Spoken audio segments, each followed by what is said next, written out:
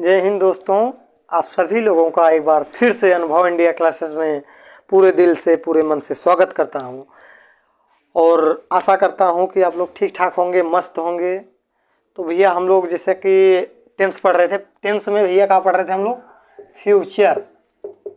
Future tense में हम लोग फ्यूचर इंडेफिनिट पढ़ रहे थे। अब इसमें असरेटिव और निगेटिव हम लोगों ने देख लिया था, मतलब पढ़ लिया था, समझ लिया था। उसमें थोड़ा हम बात कर लेते हैं कि असरेटिव और निगेटिव में जो हम लोगों ने पढ़ा था, असरेटिव का जो फार्मूला था, सब्जेक्ट हेल्पिंग वर्ब के साथ भी हम क्या पढ़े थे? विल लगेगा और हेल्पिंग वर्ब हमारा क्या लगेगा? शैल लगेगा। विल किसके साथ लगेगा? शैल किसके साथ लगेगा? आई तथा वी सब्जेक्ट के साथ। आई तथा वी सब्जेक्ट के साथ विल का प्रयोग करते हैं। बाकी सभी सब्जेक्ट मतलब बाकी सभी कर्ता के साथ शैल का प्रयोग करते हैं। अब भैया यहाँ देखो, इसके बाद वर्ब का पहला रूप मैंने आपको बताया था, फिर इसके बाद ऑब्जेक्ट, फिर ईटीसी। ये हमारा भैया हो गया फार्मूला स्ट्रक्चर। मैंने आपको इसमें जो नियम था, नियम में ये लिखवाया था कि हमारा सब्जेक्ट आई तथा वी को छोड़कर बाकी सभी सब्जेक्ट के साथ जो हेल्पिंग वर्ब लगेगा वो विल लगेगा और वर्ब का पहला रूप लिखेंगे भैया। और हम दूसरा क्या बताए थे? आई तथा वी के साथ हेल्पिंग वर्ब जो लगेगा शैल लगेगा और उसके साथ जो लगेगा वर्ब का पहला रूप उसके साथ भी लगेगा। अब अगर हमने केवल अगर नाट वाली बात की थी तो नाट का प्रयोग यहाँ केवल नाट का प्रयोग करके फिर सेम फार्मूला आगे सेम टू सेम रहेगा। तो ये हमारा कल हम लोग यहाँ तक पढ़े हुए थे। अब भैया हम लोग आगे देखते हैं। आगे हम लोगों का जो कार्यक्रम है वो ये है कि अब देखते हैं। अब हम लोग पढ़ेंगे भैया इंट्रागेटिव, INTROGATIVE,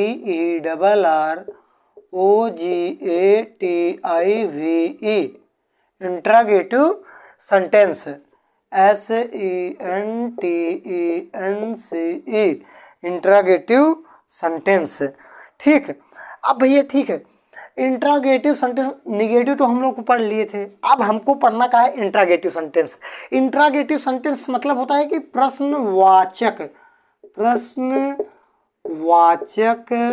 वाक्य। मतलब प्रश्नवाचक वाक्य ऐसा वाक्य जिसमें प्रश्नों को पूछा जाए या प्रश्न पूछा जाए उसे प्रश्नवाचक वाक्य कहते हैं। जैसे किसी काम को आपसे पूछा जाए कि जैसे मैं पूछ लूँ कि जिसमें ये समझिए कि आप कि प्रश्न किया जाए, वो प्रश्नवाचक वाक्य होता है। अब इसमें जैसे प्रश्नवाचक शब्द होते हैं, प्रश्नवाचक शब्द क्या होते हैं? जैसे क्या, कब, कैसे, कौन, कितना, कितनी, कितना,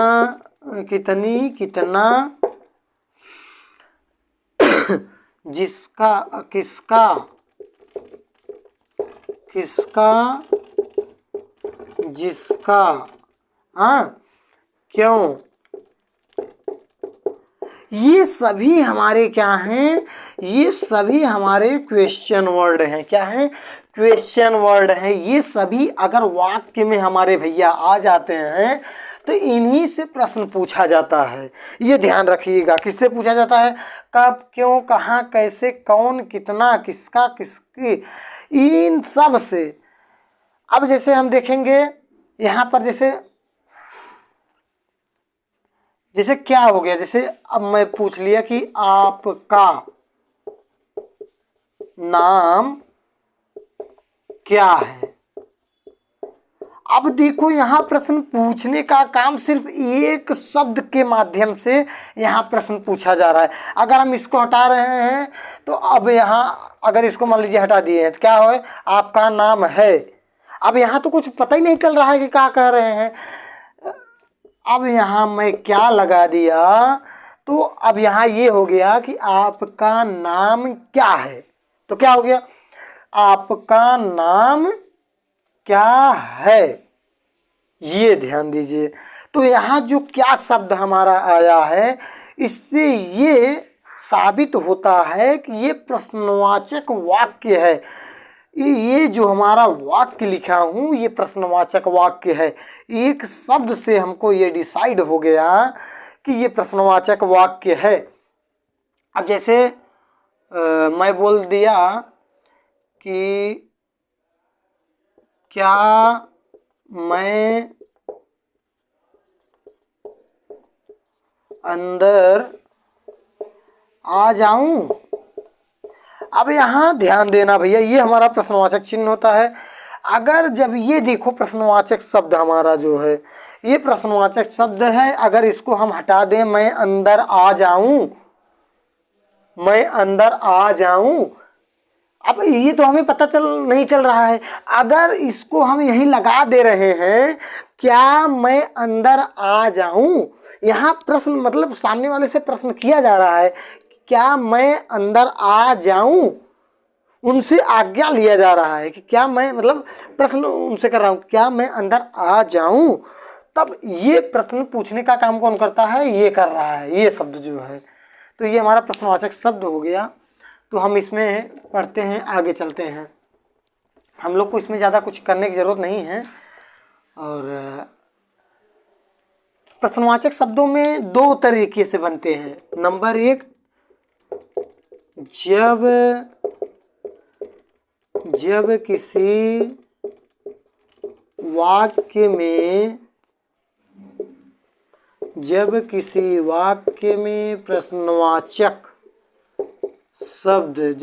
वाक्य में प्रश्नवाचक शब्द पहले आ जाए,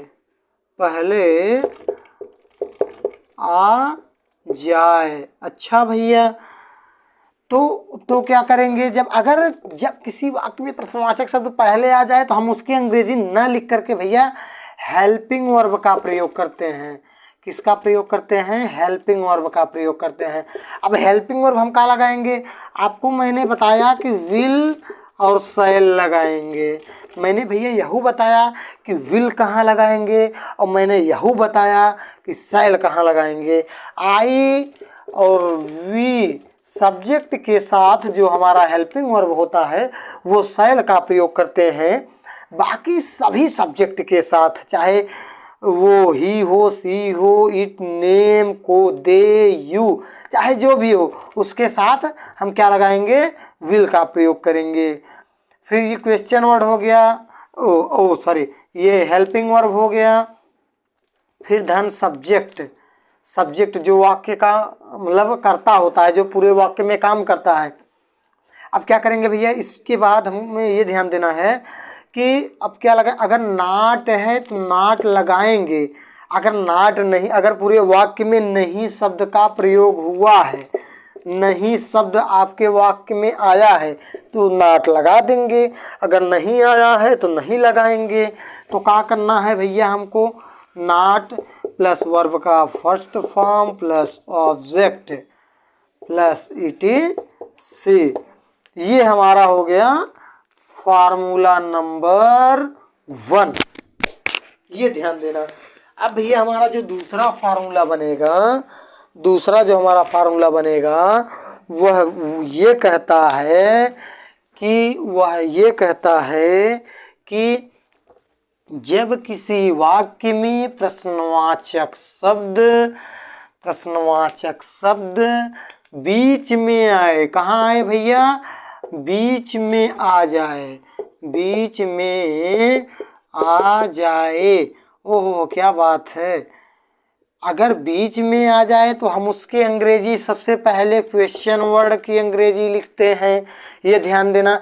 बाकी जो अभी हमने फार्मूला, इसके पहले ये दूसरा वाला हो गया, जो पहला फार्मूला लिखा था, पहला फार्मूला हमारा यही था कि हेल्पिंग वर्ब मैंने आपको बताया विल और शैल बताया भैया। फिर प्लस अगर नाट है तो सब्जेक्ट, अगर नाट है तो नाट लगाएंगे, वर्ब का पहला रूप ऑब्जेक्ट ईटीसी। तो अब हमें यहाँ सिर्फ कुछ नहीं परिवर्तन करने की जरूरत है, परिवर्तन बस इतना करने की जरूरत है कि इसको क्वेश्चन वर्ड को पहले लगा दो, फिर सेम कंडीशन सेम फार्मूला आप उतार लाओ। हेल्पिंग वर्ब है, हेल्पिंग वर्ब लगा दो। हेल्पिंग वर्ब कहाँ लगेगा भैया, विल लगेगा और शैल लगेगा, विल लगेगा और शैल लगेगा। अब यहाँ का लगेगा, फिर सब्जेक्ट लगेगा, फिर नॉट लगेगा, ठीक है, फिर वर्ब का फर्स्ट फॉर्म, फिर ऑब्जेक्ट प्लस ईटीसी। ये हमारा दूसरा फार्मूला हो गया, ये हमारा दूसरा स्ट्रक्चर हो गया, ये हमारा ये स्ट्रक्चर हो गया, ये फार्मूला हो गया कि जब किसी वाक्य में प्रश्नवाचक शब्द बीच में आ जाए, जैसे जैसे हम लोग देखते हैं कि मैं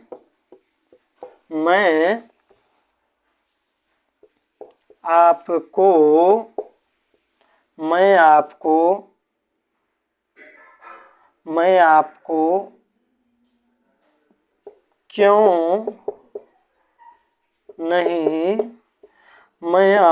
क्यों नहीं पढ़ाऊंगा, मैं आपको क्यों नहीं पढ़ाऊंगा।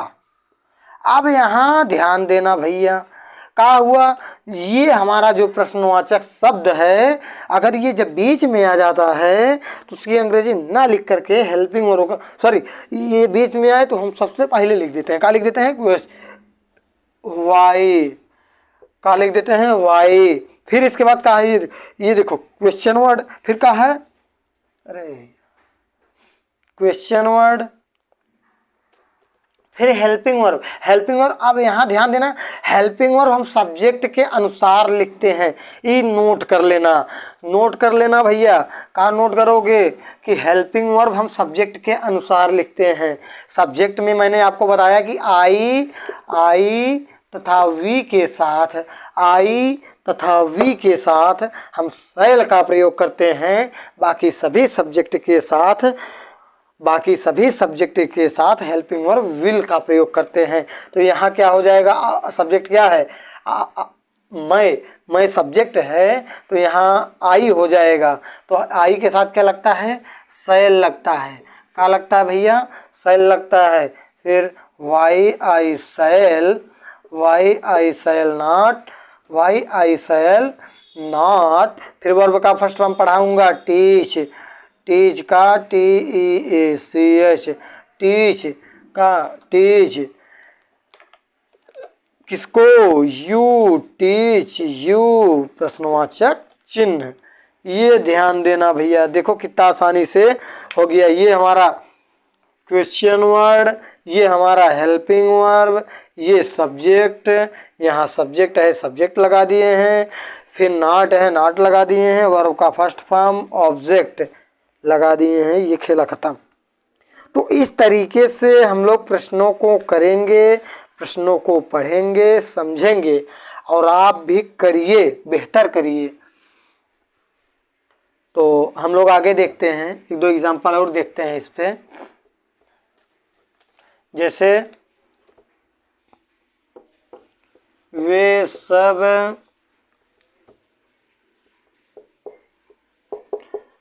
सब बाजार क्यों नहीं